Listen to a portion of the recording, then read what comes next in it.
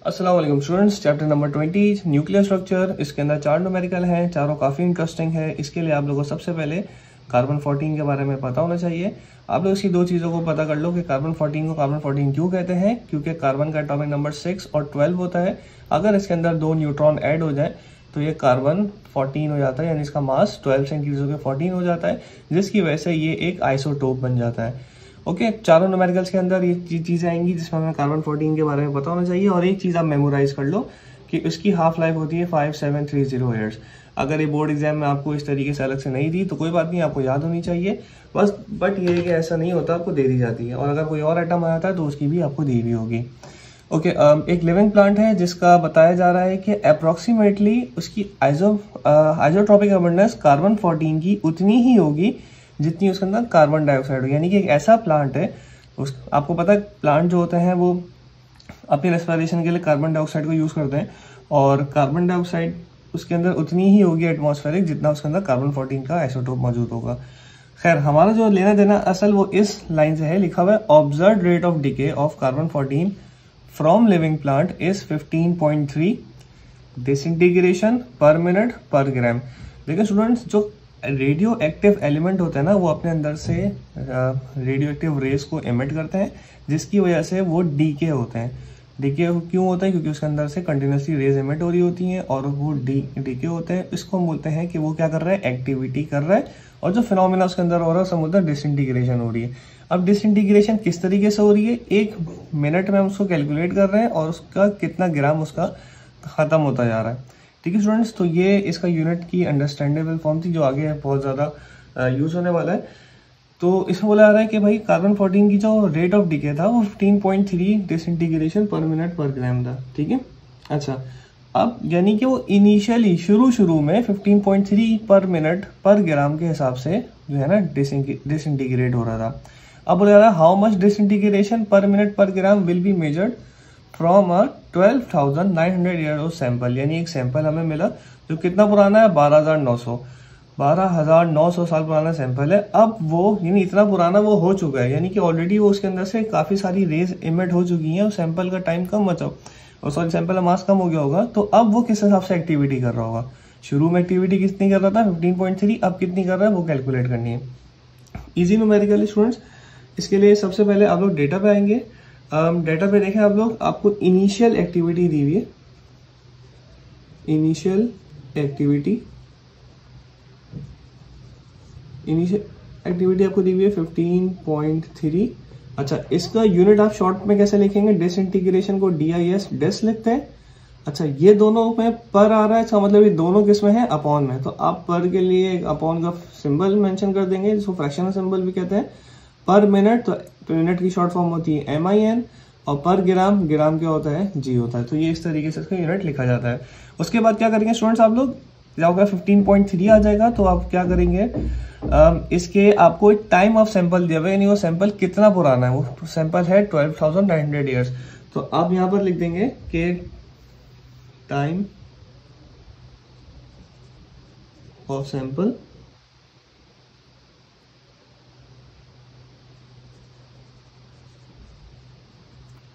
वो है 12,900 years.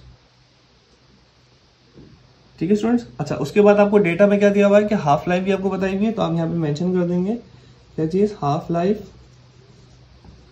Of carbon 14 कितनी है, 5730 ईयर्स।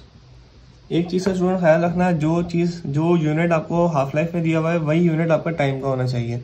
और अगर ऐसा नहीं है तो आप हाफ लाइफ को चेंज कभी नहीं करोगे, आपको जो टाइम गिवन होगा उसका यूनिट चेंज करोगे। अगर फॉर एग्जाम्पल ये ईयर्स में दिया हुआ है और ये डेज में दिया हुआ है तो आप इसको भी ईयर्स में कर दोगे। ओके, उसके बाद आपको क्या निकालनी है, फाइनल एक्टिविटी के हाउ मच डिसइंटीग्रेशन, जो बाद में डिसइंटीग्रेशन हो रही है कितने, 12,900 साल बाद कितनी होगी। यानी कि उसको हम फाइनल एक्टिविटी भी बोलते हैं और उसको हम प्रेजेंट एक्टिविटी भी बोलते हैं। तो हम यहाँ पर इसको प्रेजेंट के बाद के नाम से यूज करेंगे, तो ये हो जाएगा प्रेजेंट एक्टिविटी को हमें फाइंड आउट करना है। प्रेजेंट एक्टिविटी को हम A2 बोलते हैं, तो आप चाहो तो इसको मेंशन कर लो, यहाँ पर हम इसको A1 मेंशन कर देते हैं। ठीक है, ओके, सॉल्यूशन पे आते हैं। इसके सॉल्यूशन पे स्टूडेंट्स देखना, कुछ टेक्निकल टर्म्स हैं उसको समझ लो, आपके लिए न्यूमेरिकल काफ़ी इजी हो जाएगा। ओके, सबसे पहले हम क्या करेंगे, हमें यहाँ पर ना निकालना होता है कि नंबर ऑफ हाफ लाइफ कितनी यूज़ हुई है, ठीक है। तो students number of half life के लिए आप क्या करेंगे, पहले हम चलो इसको हम स्टेप की तरह कर लेते हैं। पहला हम स्टेप यूज़ कर पहला स्टेप हमारा होगा कि भाई नंबर ऑफ हाफ लाइफ हम इसी कैलकुलेट करेंगे। नंबर ऑफ हाफ लाइफ जो है हमारे पास, उसका फॉर्मूला ये होता है कि n से वो रिप्रेजेंट होती है। किस तरीके से होगी कि उसके लिए आप लोग को कितना टाइम गिवन है और उसकी हाफ लाइफ कितनी है। ये है नंबर ऑफ हाफ लाइफ निकालने का formula. Number of half life यानी कितनी वो हाफ लाइफ गुजार चुका है इतने सालों के अंदर। तो हम इसको किस तरीके से करेंगे, जो टाइम हमें गिवन है वो है 12,900, उसको हम डिवाइड करवा देंगे हाफ लाइफ से। Half life is 5730। जब ये डिवाइड हो जाएगा स्टूडेंट्स तो इसका आंसर आएगा आपके पास 2.25। ये आपके पास आ गई नंबर ऑफ हाफ लाइफ। ये नंबर में बात आ रही है 2, 3, 4 इस तरीके से, ठीक है, यानी 2, 2.5 इस तरह, तो उसका कोई यूनिट नहीं होता। अच्छा, अब इसके बाद हम निकालेंगे रिमेनिंग फ्रैक्शन। स्टूडेंट्स ये इसको समझो कि 12,900 साल से वो एक्टिविटी कर रहा है, तो अब वो कितना बचा है वो हमारे लिए निकालना जरूरी होता है, उसको हम बोलते हैं रिमेनिंग फ्रैक्शन। तो रिमेनिंग फ्रैक्शन जो होता है स्टूडेंट, उसको हम एक्स से रिप्रेजेंट करते हैं। आप लोग चाहो तो यहाँ पर ना इस तरीके से सिंबल भी मेंशन कर दो ताकि आप लोग के लिए आसानी हो जाए। अच्छा, रिमेनिंग फ्रैक्शन यानी कि x इक्वल टू कितना है, सॉरी x का फॉर्मूला होता है 1/2 पावर n। ओके, यहाँ पर 1/2 एक फिक्स वैल्यू है और जो n है उसकी वैल्यू क्या हो जाएगी 2.25। ओके, अब यहाँ पर जब आप इसको कैलकुलेट करोगे, यानी आप कैलकुलेटर में लिखोगे 1/2 और उसके ऊपर पावर अप्लाई कर दोगे 2.25, तो आपके पास आंसर आ जाएगा 0.21। ठीक है स्टूडेंट्स, ये आपके पास किसी वैल्यू आ गई, x की वैल्यू आ गई। स्टेप 3 हमारा क्या होगा, स्टेप 3 ये होगा कि हमें एक्टिविटी निकालनी है प्रेजेंट। तो हम इसकी प्रेजेंट एक्टिविटी पे जब आएंगे, प्रेजेंट एक्टिविटी, तो ये सब क्यों निकाला, ये सब इसलिए निकाला क्योंकि प्रेजेंट एक्टिविटी A2 होता है, उसका फॉर्मूला ये होता है कि अभी अगर आपको चेक करना है कि वो एक्टिविटी कितनी कर रहा है, तो उसके लिए आपको पता होना चाहिए कि शुरू में वो एक्टिविटी कितनी करता था और अब उसका सैंपल कितना रह गया है। तो उसके लिए हमें x चाहिए था और x के लिए क्या चाहिए था, n चाहिए था। बस ये सिंपल सा फॉर्मूला है इसका। इस फॉर्मूले को समझोगे तो आप लोगों को पता चल जाएगा कि x और n क्यों निकाला। फिर से बता देता हूँ, A2 मतलब क्या है, प्रेजेंट एक्टिविटी।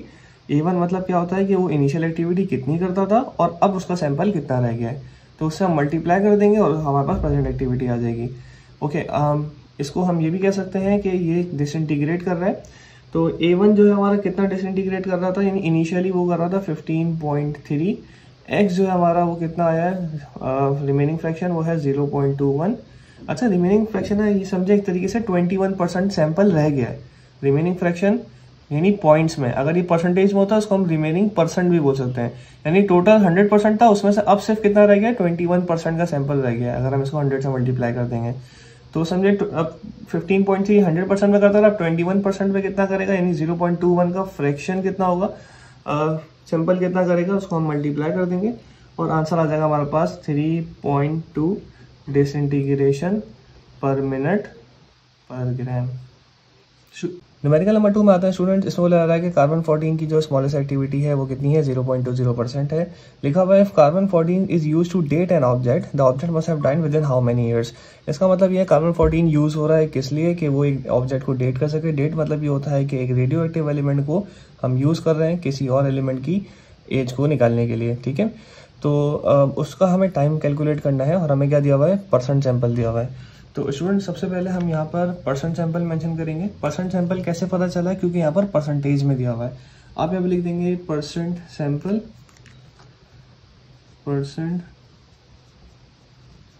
सैंपल। तो जब आपके पास ये परसेंट सैंपल आ जाएगा वो कितना है आपका, 0.20% में दिया हुआ है। आप इसको क्या करेंगे, 0.20 को डिवाइड करवा देंगे जब 100 से, तो आपके पास फ्रैक्शन आया था जिसको हम क्या कहते हैं 100 से रिप्रेजेंट करते हैं, सॉरी x से रिप्रेजेंट करते हैं, यानी ये 0.002 100 से डिवाइड करते हैं। ये आपके पास x आ गया। अब स्टूडेंट आपके पास क्या चाहिए, हमें टाइम कैलकुलेट करना है। तो टाइम के लिए हम t इस तरह करके क्वेश्चन मार्क कर देंगे और हाफ लाइफ हमें पता है, जो मैंने आपको फर्स्ट न्यूमेरिकल में थी वही चारों न्यूमेरिकल में यूज़ होगी। आपको मैंने कहा कि याद इसको मेमोराइज भी कर लेना। हाफ लाइफ ऑफ कार्बन 14 कितनी है, 5730। किस में है, ईयर्स में है, ठीक है स्टूडेंट्स, तो टाइम भी हमारा किस में आएगा, ईयर्स में आएगा। ओके, अब इसके उस पर जाते हैं, सॉल्यूशन पे जाते हैं। बहुत सिंपल सा सॉल्यूशन है, बस एक चीज़ है जो आप लोग को यहाँ पर सीखनी पड़ेगी, वो है लॉग की एक प्रॉपर्टी। एक्स हमें गिवन है, यानी एक्स की वैल्यू हमारे पास कितनी है, 0.002 हमारे पास है। एक्स से हम क्या निकालेंगे, नंबर ऑफ हाफ लाइफ निकालेंगे। ठीक है, तो नंबर ऑफ हाफ लाइफ कैसे निकलेगी, पहले हम क्या करते थे, हाफ लाइफ निकालते थे, उससे एक्स निकालते थे, उसी फॉर्मूले को उल्टा यूज़ कर लेंगे। किस तरीके से यूज़ कर लेंगे, हमारे पास एक फॉर्मूला था एक्स का, वो था 1/2 की पावर n था। तो इस दफ़ा मुझे n चाहिए, तो मैं n के लिए यही फॉर्मूला यूज़ करूंगा, लेकिन इसको इस तरीके से यूज़ करूंगा कि इस दफ़ा x गिवन है, n निकालना है। अब प्रॉब्लम स्टूडेंट यहाँ पे आई थी, जो n है ना वो पावर में, तो पावर को नीचे लाने के लिए हम क्या यूज़ करते हैं, लॉग यूज़ करते हैं। हम लिख देंगे taking log on both side.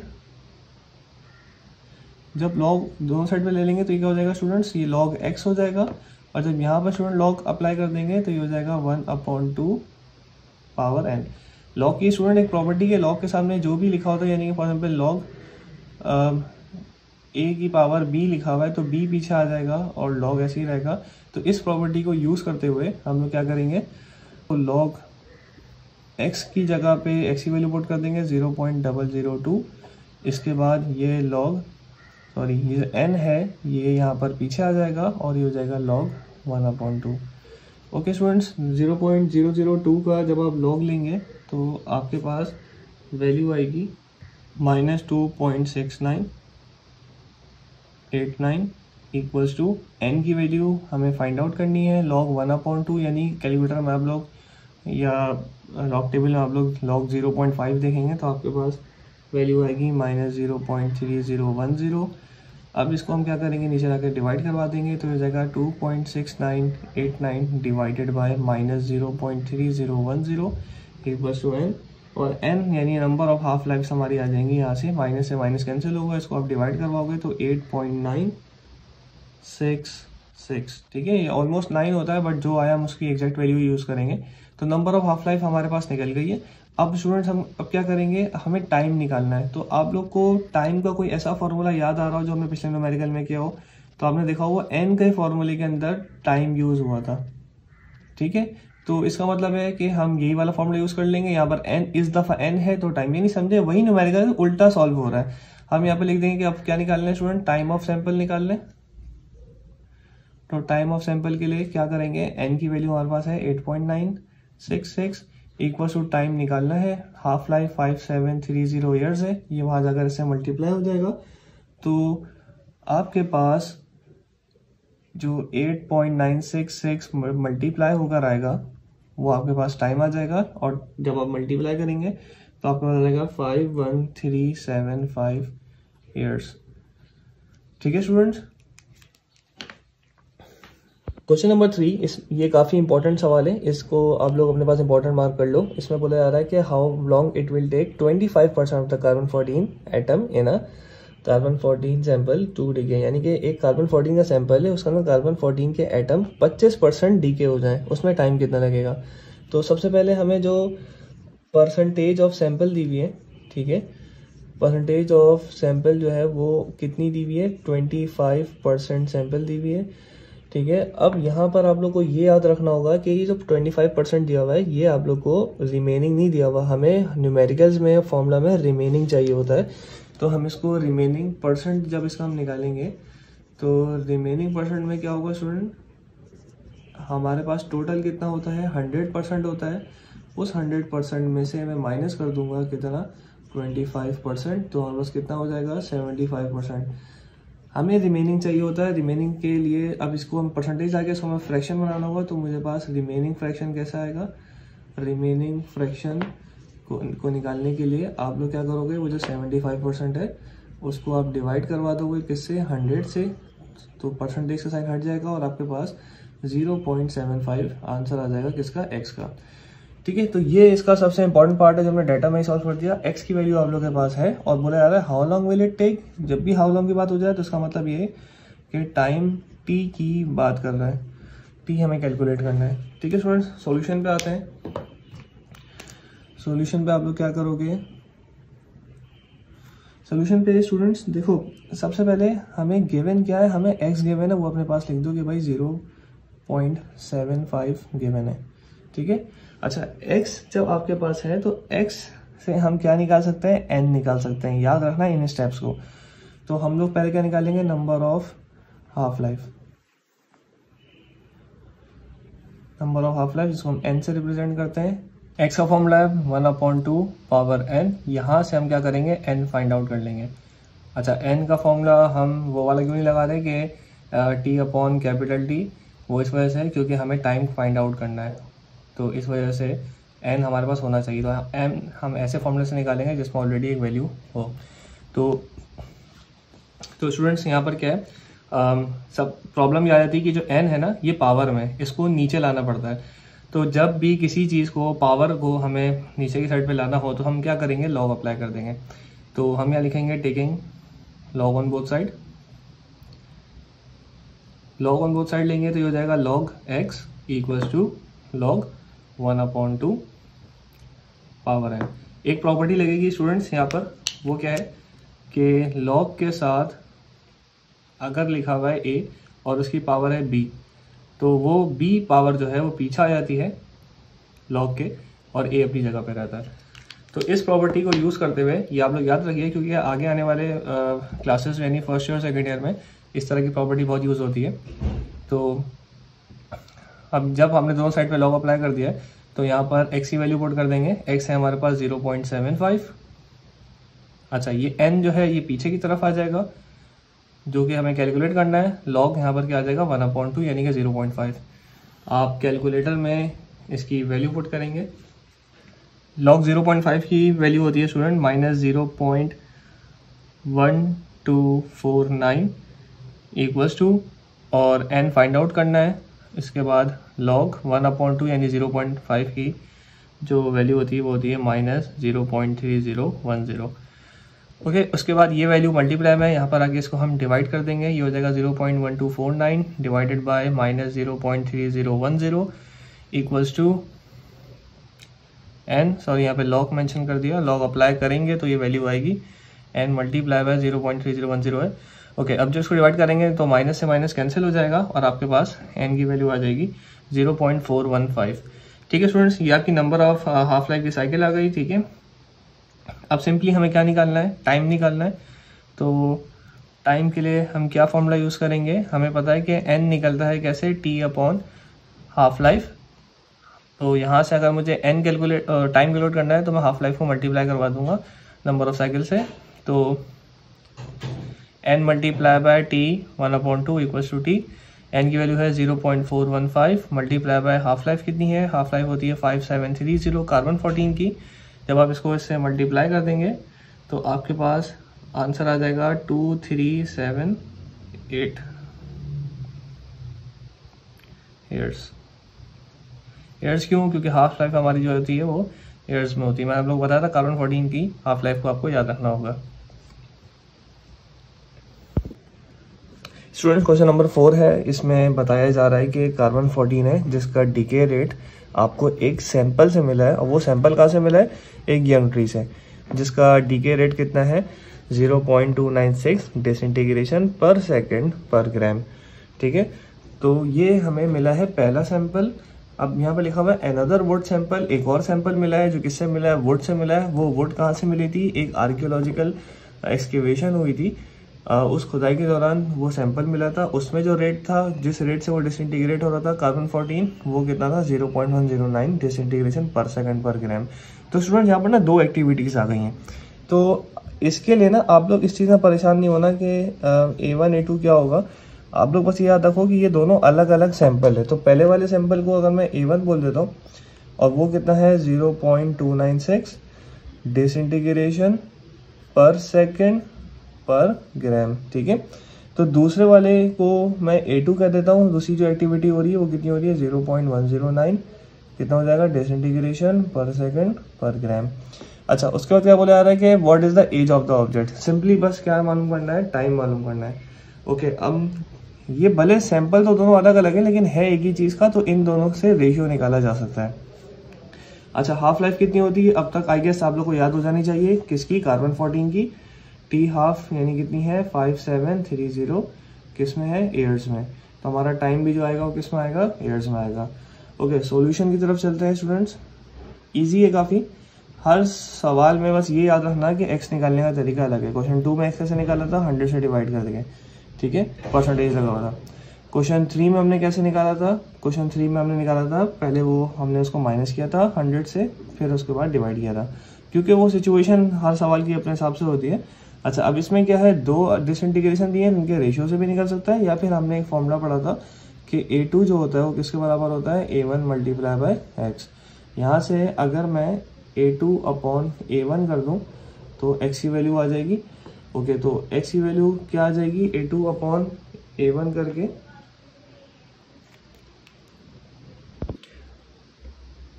a2 की वैल्यू आ जाएगी 0.296, a1 की वैल्यू आ जाएगी 0.109, डिवाइड करवा देंगे तो आंसर आएगा 0.3682। अच्छा स्टूडेंट्स, x निकल गया तो बाकी सारे स्टेप्स जो है बिल्कुल सेम रिपीट होंगे। ओके, तो अब वही काम है, जब x निकल गया हर सवाल गलत तरीके से निकलता है, तो बाकी सब वैसे ही होगा आप लोग को जिस तरीके से कराया। अब क्या करेंगे, नंबर ऑफ साइकिल निकालनी है, नंबर ऑफ हाफ लाइफ निकालनी है। तो नंबर ऑफ हाफ लाइफ के लिए, जिसको हम n से रिप्रेजेंट करते हैं, उसका फॉर्मूला क्या होगा, x का फॉर्मूला यूज़ करके n निकालते हैं, ठीक है। अच्छा, अब n कैसे क्या करेंगे, n को नीचे लेके आना है तो क्या अप्लाई होगा, लॉग अप्लाई होगा, लॉग ऑन बोथ साइड लगा देंगे तो ये हो जाएगा log x और log 1/2 की पावर n, ठीक है स्टूडेंट्स। अब क्या करेंगे, log के साथ x की वैल्यू लिख दोगे आप लोग। अब x की वैल्यू क्या आ रही है, 0.3682, ठीक है। उसके बाद क्या करोगे, ये जो n है ये पीछे आ जाएगा log के, क्योंकि log की प्रॉपर्टी है ये, और उसके बाद क्या आ जाएगा, log 1/2। अच्छा, लॉग अप्लाई करेंगे, 0.3682 का जो लॉग है वो आपके पास आएगा -0.4339 इक्वल्स टू n, ऐसे ही रहेगा। हाफ का लॉग भी आई गेस याद हो गया होगा, 3 सवाल से 1/2 का ही लॉग आ रहा है, तो क्या है -0.3010। उसके बाद क्या करोगे, आप इसको नीचे लाके डिवाइड करवा दोगे, हो जाएगा 0.4339 divided by -0.3010 equals to n। जब आप डिवाइड करवा दोगे आपके पास हाफ लाइफ की साइकिल कितनी आ गई, 1.441, ठीक है स्टूडेंट्स। अब क्या करेंगे आप लोग, अब आपको क्या निकालना है, टाइम निकालना है। तो टाइम के लिए वही सेम फॉर्मूला, हम क्या करेंगे, टाइम निकालना है, नंबर ऑफ साइकिल को मल्टीप्लाई करवा देंगे हाफ लाइफ से। ओके, तो नंबर ऑफ साइकिल कितनी है हमारे पास, 1.441, मल्टीप्लाई करवा देंगे हाफ लाइफ से, वो कितनी है 5730, और जब ये आप मल्टीप्लाई करवाएंगे तो आपके पास आंसर आ जाएगा 8258 ईयर्स, ठीक है स्टूडेंट्स। यहाँ पर हमारे बुक के न्यूमेरिकल्स कंप्लीट होते हैं, लेकिन आप लोग जो एग्जाम्पल क्वेश्चन है उसको ज़रूर कंसिडर करिएगा। अगर आप लोग सॉल्व नहीं होते तो आप लोग कमेंट सेक्शन में बताओ, मैं उसकी भी एक वीडियो अपलोड कर दूंगा, क्योंकि एग्जामिनर एग्जाम्पल क्वेश्चन को भी जो है कंसिडर करता है बोर्ड एग्जाम के लिए। बाकी चैप्टर के न्यूमेरिकल्स के लिए आप लोग डिस्क्रिप्शन में लिंक देख सकते हैं।